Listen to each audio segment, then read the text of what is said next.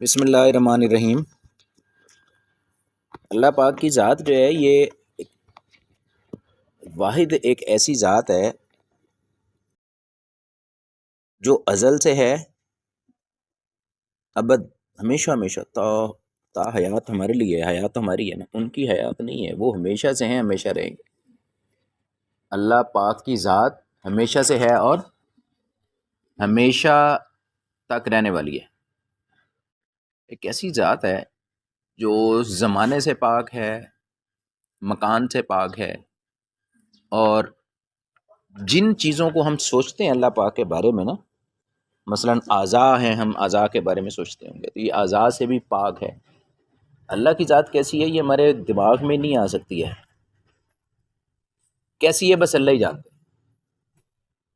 اللہ پاک کی ذات کیسی ہے یہ تو قیامت کے دن پتہ چلے گا۔ کسی نے لکھا تھا کہ قیامت کے دن پتہ چلے گا۔ ہو سکتا ہے کہ آپ اللہ پاک کو دیکھ کر اس دن حیران رہ جائیں کہ یہ کیا ذات باری تعالیٰ ہے، ہم تو کچھ اور سمجھتے رہے ساری زندگی۔ ہمیں ان کی جو صفات سمجھ آتی ہیں اس میں وہ رحیم ہیں، کریم ہیں، رازق ہیں، رزاق ہیں، جبار ہیں، قہار ہیں، مالک ہیں، قدوس ہیں، ہاں؟ ہمیں ان کی صفات سمجھ آتی ہیں، اور یہ سمجھ آتی ہے کہ اللہ پاک ہر جگہ موجود ہیں، حاضر ہیں، ناظر ہیں، سنتے ہیں، بندے کے ساتھ ہیں۔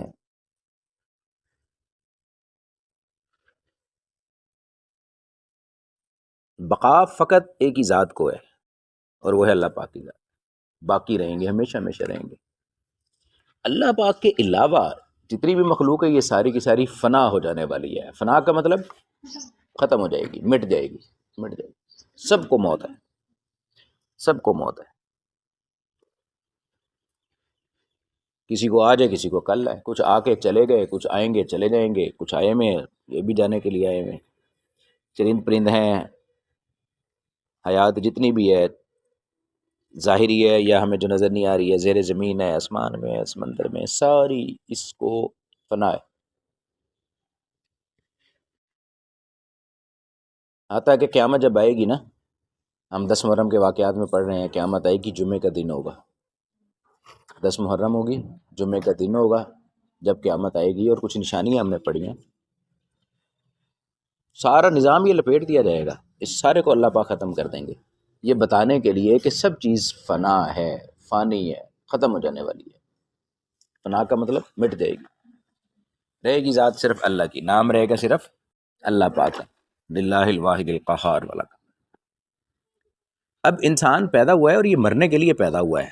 اصل جو سمجھانے کی بات ہے، یہ سمجھنے کی ہے نا، وہ ذہن میں یہ رکھنا، انسان پیدا تو ہو گیا لیکن یہ مٹنے کے لیے پیدا ہوا ہے، مرنے کے لیے پیدا ہوا ہے اور مٹنے کے لیے پیدا ہوا ہے۔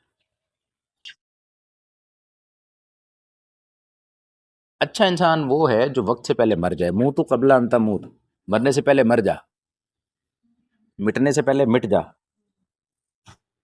فنا تو ہونا ہی ہے، مرے گا زمین میں جائے گا نا، اپنی زندگی میں جیتے جی فانی ہو جا، فنا ہو جا۔ کیا مطلب؟ اپنے اندر جتنی بھی خواہشات، جتنے بھی منصوبے بڑے بڑے بنائے ہوئے ہیں جو اللہ اور اللہ کے رسول کے حکم کے خلاف ہیں، ان کو مٹا دے، ان کو فنا کر دے۔ بندہ مومن ہے ہی فنا کے لیے، یہ خود اپنے آپ کو کر دے تو سبحان اللہ، ماشاء اللہ، کیا ہی بات ہے، نہیں تو اللہ تو کر ہی دیں گے۔ تکبر اللہ کو پسند نہیں، اس کو فنا کر دے۔ حسد اللہ کو پسند نہیں، اس کو فنا کر دے۔ غیبت اللہ کو پسند نہیں، اس کو فنا کر دے۔ ایسی تمام صفات جو اللہ اور اللہ کے رسول کو، نبی کے صلی اللہ علیہ وسلم کو پسند نہیں ہے، اس کو کیا کرے؟ اپنی زندگی سے نکال دے، فنا کر دے، ختم کر دے، نکال کے پھینک دے، باہر کر دے۔ بس جب یہ خود سے اپنے ساتھ یہ سارے کام کرتا چلا جائے گا نا، اللہ اسے راضی ہو جائیں گے۔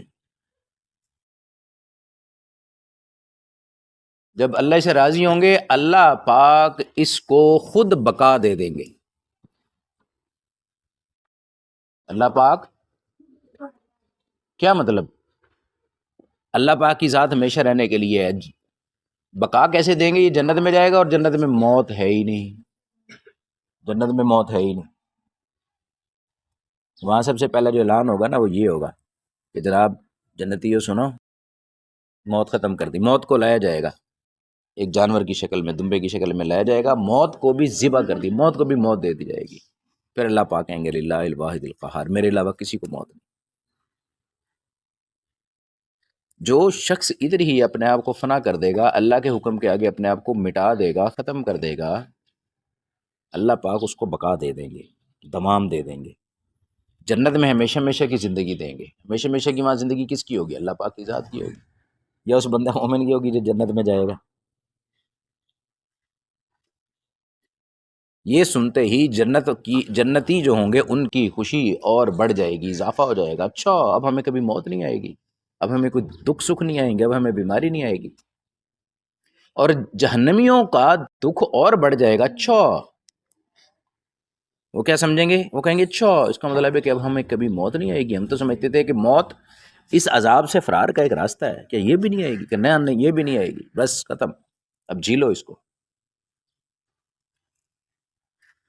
جو شخص وقت سے پہلے اپنے آپ کو فنا کر دیتا ہے، اپنی میں کو فنا کر دیتا ہے، اپنی انا کو فنا کر دیتا ہے، اللہ اور اللہ کے رسول کے حکم کے سامنے اس کو اللہ پاک بقا دے دیتے ہیں۔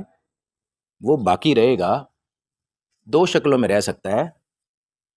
ایک تو یہ شکل ہے کہ وہ جنت میں ہمیشہ ہمیشہ رہے گا، ایک اور بھی ہے، ہو سکتا ہے کہ اس کا نام دنیا میں ہمیشہ ہمیشہ کے لیے رہے۔ حضرت ابوبکر صدیق کا نام جانتے ہیں آپ؟ حضرت عمر فاروق کا نام جانتے ہیں آپ؟ یہ کب تک رہیں گے؟ داتا علی حجویری کا نام، حضرت شاہ رکن عالم کا نام، خواجہ معین الدین چشتی کا نام۔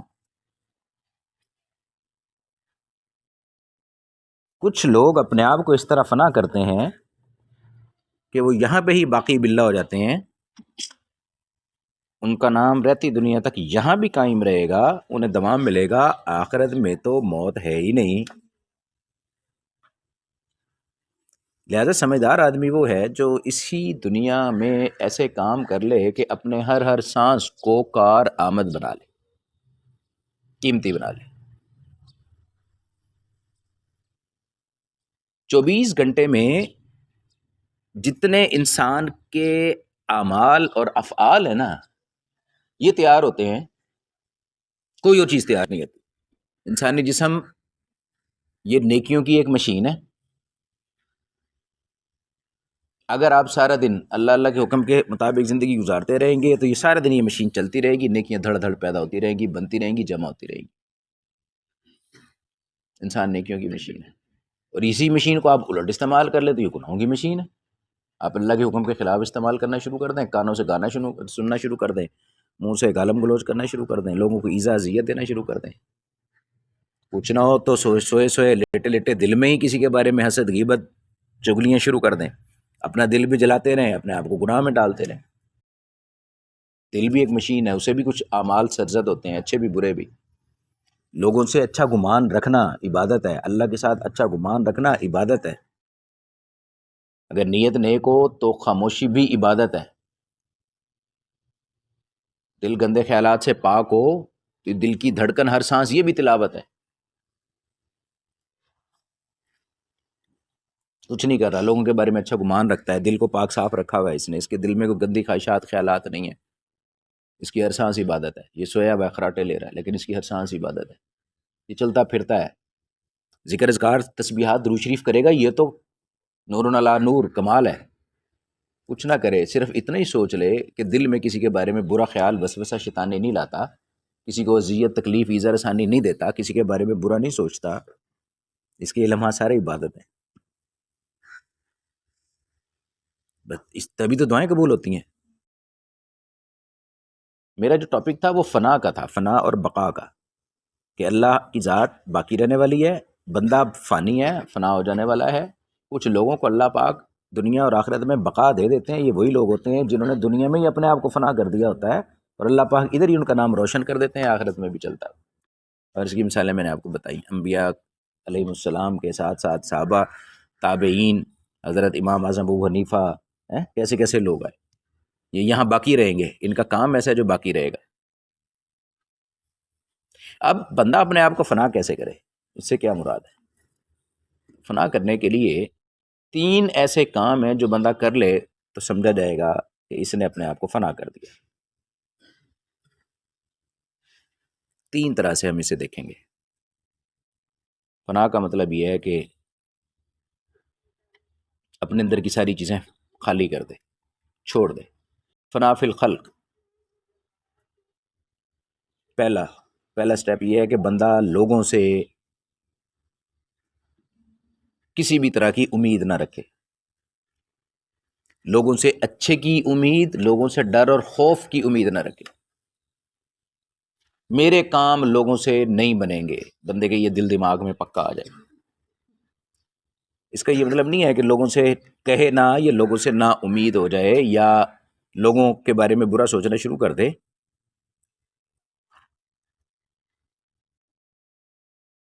دل میں یہ سمجھے کہ یہ ساری مخلوق ہے، یہ سب اللہ کی طرف سے وسیلہ ہے، وہ چاہے گا تو یہ کام بنائیں گے، خود سے ان میں کام کی کوئی صلاحیت نہیں ہے۔ بندہ اللہ نہ چاہے تو یہ میرے کسی کام کا نہیں ہے، کچھ نہیں کر سکتا۔ لوگوں سے زیادہ امیدیں نہ لگائے اور لوگوں سے کچھ زیادہ خوف زدہ بھی نہ ہو۔ اس لیے کبھی کبھی یہ بات سمجھ آتی ہے کہ آپ لوگوں کی امیدوں کا لوگوں سے پورا نہ ہونا، یہ بھی اللہ کا ایک احسان ہے۔ آپ لوگوں کا دوسرے لوگوں سے نا امید ہو جانا، یہ بھی اللہ تعالیٰ کا ایک احسان ہے۔ یار لوگ تو بس ایسے ہی ہیں، لوگ تو کچھ نہیں کرتے۔ اگر آپ اس مقام پر پہنچے ہیں تو یہ ایک اچھا مقام ہے کہ اللہ تعالیٰ نے آپ کو لوگوں کی محتاجیوں اور مجبوریوں سے نکال کر فقط اپنے راہ پہ ڈال دیا، اپنے در اور چوکھٹ پر سجدہ کرنے کی توفیق دے دیا۔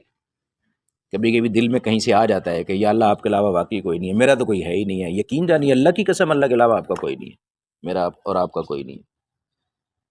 جب ہم یہ کہہ دیتے ہیں نا کہ یار بس کیا کریں جی، اللہ کی ذات ہے جی، اور تو میرا کوئی نہیں ہے، میں سنتا ہوں نا لوگوں سے، وہ جس طرح سے کہہ رہے ہوتے ہیں وہ مایوسی بعض کا ظاہر کر رہے ہوتے ہیں کہ جی سارا تو کرنے والے ہی کہہ رہے ہیں، اب میں بیوہ ہو گئی ہوں، میرا کوئی کرنے والا ہی نہیں ہے، بس اللہ ہی ہے۔ کاش وہ تھوڑا سا اس کو الٹا دیتی تو یہ وقت کی ولی تھی، اس کو اور زاویے سے کہہ دیتی کہ میرا اللہ کے علاوہ کوئی نہیں ہے، وہی چاہے گا تو میرا کام بنے گا۔ حسبی اللہ لا الہ الا هو علیہ توکلت وہو عرش العظیم وہو رب العرش العظیم۔ یہ جو ہم کہہ رہے ہیں نا مایوسی کی حالت میں کہ جی اب کچھ نہیں ہوگا جی، اب اللہ ہی کرے گا، اول نمبر کا کام تھا یہ کرنے کا، شروع سے ہی سوچ لیتا کہ جی اللہ ہی کرے گا۔ بندے تو اسباب ہیں، دوا میں کیا طاقت ہے جو آپ کو شفا دے دے؟ کوئی طاقت نہیں ہے جب تک اللہ کا حکم نہ ہو۔ آسمان میں کیا طاقت ہے جو آپ کے لیے کوئی اوپر سے روزی کا ذریعہ بن جائے یا برسات ہے؟ جب تک اللہ نہ چاہے۔ زمین میں کیا طاقت ہے جو آپ لوگوں کے لیے خزانے زمین سے اگل دے؟ جب تک اللہ تعالیٰ نہ چاہے، ان میں تو کوئی طاقت نہیں ہے، یہ تو اللہ کے حکم سے ہوتی ہیں۔ آپ زمین کو کھودیں کچھ بھی نہیں نکلے گا، زمین کو کھود کے دیکھیں اس میں سے کچھ بھی نہیں نکلے گا، لیکن جب آپ اس میں بیج ڈال دیتے ہیں، اللہ کا حکم آتا ہے، امر ربی اذن، اسی میں اتنا بڑا درخت نکلتا ہے، اسے منو پھل نکلنے لگ جاتے ہیں۔ اتنا بڑا ویئر ہاؤس ہے، سٹور ہے، گودام ہے، ہمارے پاؤں کے نیچے ہے، اس کے اندر طرح طرح کی سبزیاں ہیں، طرح طرح کے پھل ہیں، طرح طرح کی معدنیات ہیں، سونا ہے، چاندی ہے، جواہرات ہیں، اس کے اندر کوئلہ بھی ہے، گیس بھی ہے، پیٹرول بھی ہے، اور آپ کے قدموں کے نیچے ہے۔ کھودیں گے تو کچھ بھی نہیں نکلے گا، لیکن سٹور ہے ایسا کہ گندم بھی نکال رہا ہے اللہ پاک، اس میں سے کپاس بھی نکال رہا ہے، چاول بھی نکال رہا ہے، مکئی بھی نکال رہا ہے، عجیب عجیب قسم کے پھل اور سبزیاں نکال رہا ہے،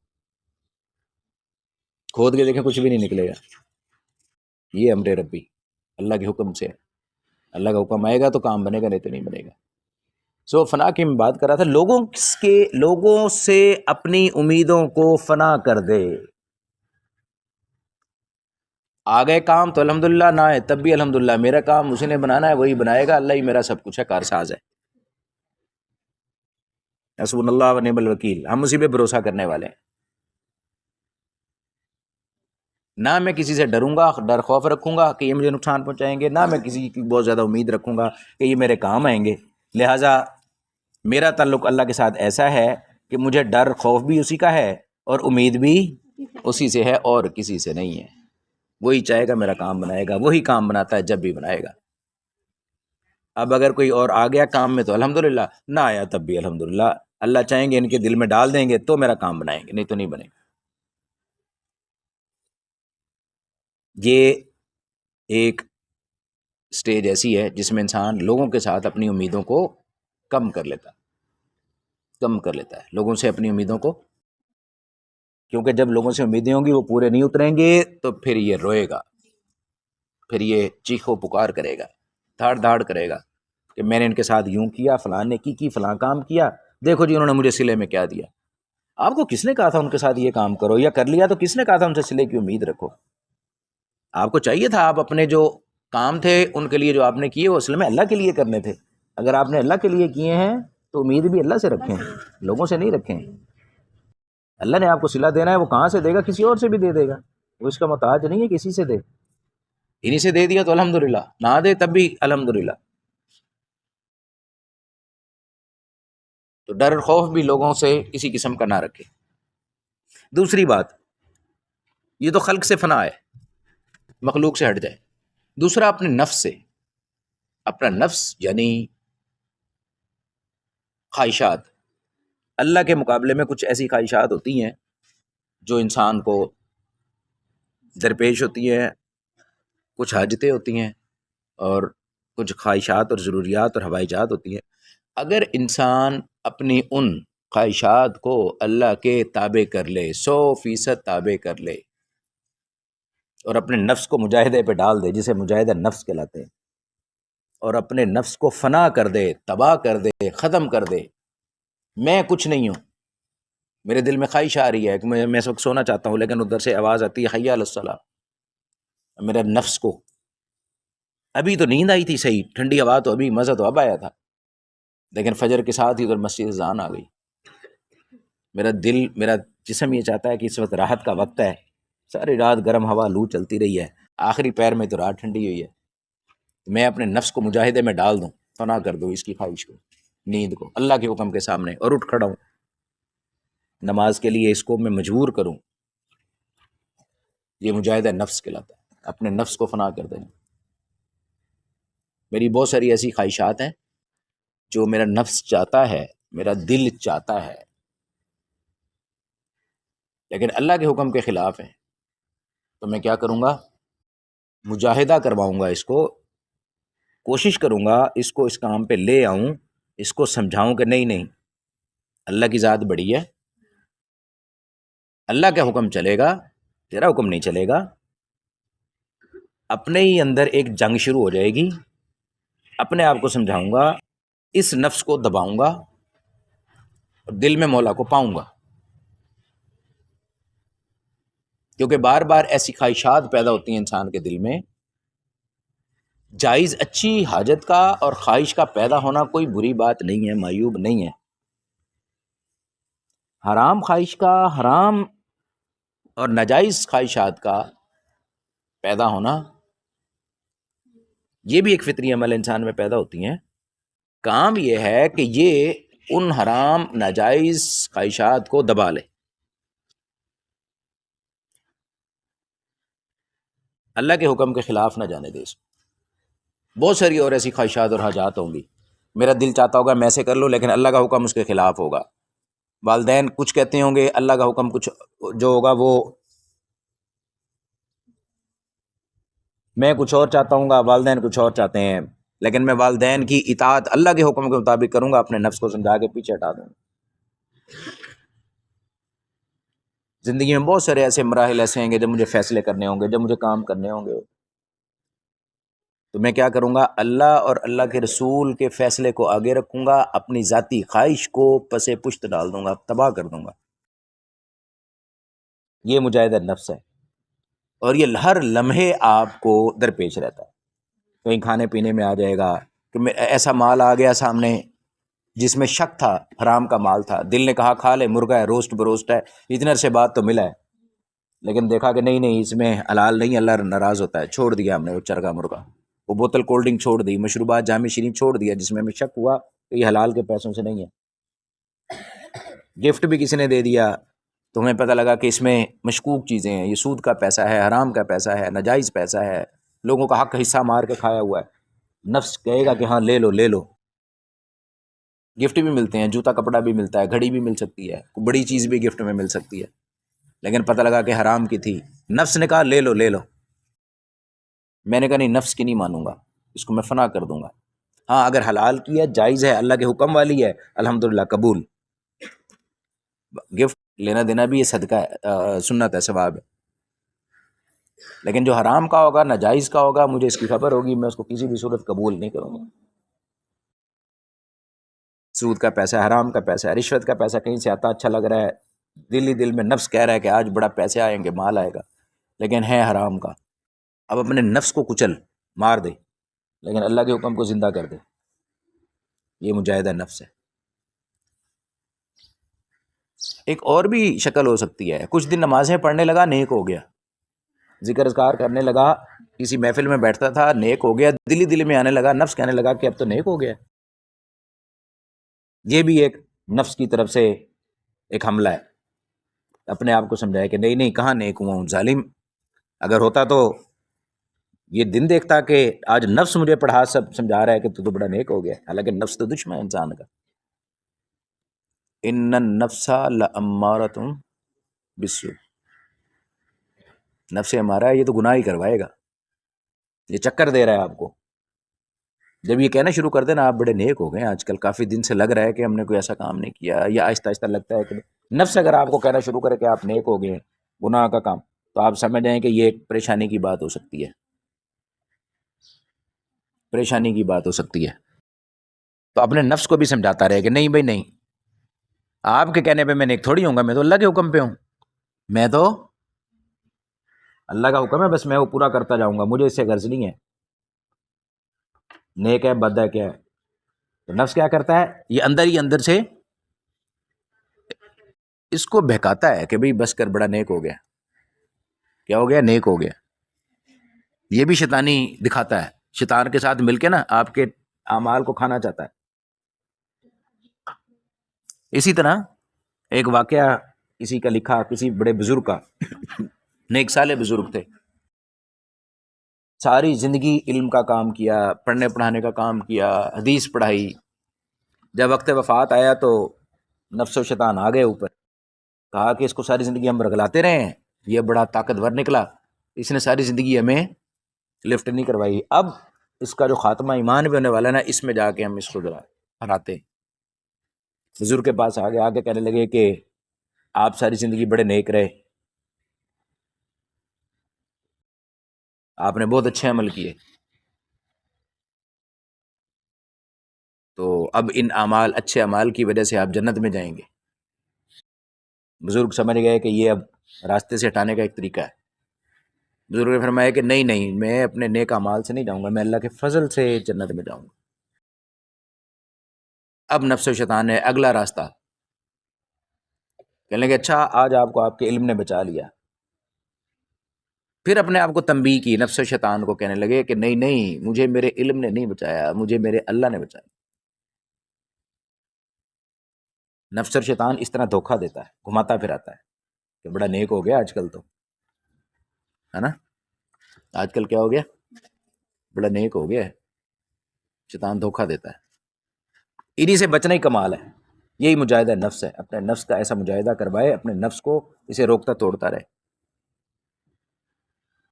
روزہ اس لیے رکھوایا جاتا ہے کہ حرام کے ساتھ حلال کو بھی چھوڑ دے، نفس کو مجاہدہ کروا، اسے روکنے کی عادت، 1 مہینے اس کو روکنے کی عادت ڈال تاکہ 11 مہینے یہ رکا رہے. قربانی اس لیے کروائی جاتی ہے کہ بڑی بڑی خواہشات آ جائیں، چھری چلانا آتی ہو، ذبح کرنا اللہ کے لیے، ذبح کرنا آتا ہو، ہر چیز پہ چھری چلانا آتی ہو. یہ مجاہدہ نفس کی مثال ہے. اپنے نفس کو فنا کر دے. پہلا اپنے مخلوق کے ساتھ اپنے ارادوں کو فنا کر، پہلا مخلوق کے ساتھ اپنے ارادے فنا کرو. آگے کام ٹھیک نہ ہے تب بھی کام، آپ سے کوئی گلہ شکوہ نہیں ہے، ہمارا رب ہمارے لیے کافی ہے، وہ چاہے گا تو کام بنے گا. لوگوں سے کیا ہوتا ہے، لوگ خود محتاج ہے. آسمان کا کیا کام ہمارے کام بنا دے، زمین میں کیا طاقت ہمارے کام بنا دے، ہواؤں میں کیا طاقت ہمارے کام بنا دے، لوگوں میں کیا طاقت ہمارے کام بنا دے، سونے چاندی میں، مال میں، قائد اعظم میں کیا طاقت جو ہمارے کام بنا دے. کام تو اللہ چاہیں گے تو بنیں گے، وہ نہیں چاہے گا نہیں بنیں گے. یہ سارا نظام مل کے کام نہیں بنا سکتا اگر اللہ نہ چاہیں تو. اللہ چاہیں مخلوق خلاف ہو، کام بن کے رہے گا. ساروں نے مل کے چاہا کہ ابراہیم علیہ السلام کو آگ میں ڈال دیں، 40 دن مسکرا رہے ہیں، اندر مسکرا رہے ہیں. اللہ کے ساتھ جب تعلق ہوتا ہے، آگ میں پڑا ہوتا ہے لیکن اندر ہی اندر دل ہی دل میں مسکراتا ہے. دل میں برف، ٹھنڈک، اے سی لگے ہوتے ہیں. دل ہی دل میں کیا ہوتا ہے؟ خوش ہوتا ہے، مسکراتا ہے. مسکرا رہے ہیں، باہر والے سمجھ رہے ہیں کہ وہ جل جائے گا، اندر اطمینان ہی اتنا ہے، سکون چین ہوگا. یاد رکھنا، یہی وجہ اللہ والے جب سب لوگ دنیا پریشان ہوتی ہے ان کے ہاں اطمینان نظر آتا ہے، ان کے ہاں چین سکون نظر آتا ہے. یہ نہیں کہ ان کو مشکلات نہیں آتی، آتی ہیں پریشانیاں، مشکلات آتی ہیں، لیکن بے چین نہیں ہوتے اندر سے، دل بے چین نہیں رہتا ان کا، سکون میں رہتے ہیں، اطمینان میں رہتے ہیں. انہیں پتہ ہوتا ہے کہ کچھ چیزیں ہمارے اپنے اختیار میں ہیں، ہمیں دے دی گئی ہیں، انشاءاللہ ہم اسے ٹھیک کر لیں گے یا خود ہی ٹھیک ہو جائے گی. ان کو پتہ ہوتا ہے کہ یہ تھوڑی دیر کا ہے، یہ بس یہ جس طریقے سے آئی ہے اتنے اطمینان سے آرام سے یہ مشکل ٹل جائے گی، کوئی پریشانی نہیں ہے. زیادہ سے زیادہ کیا ہو جائے گا؟ آخر کیا ہوگا؟ انسان کو خوف جس چیز سے وہ موت سے ہے. جب ہم مر جائیں گے تو اپنے گھر جائیں گے.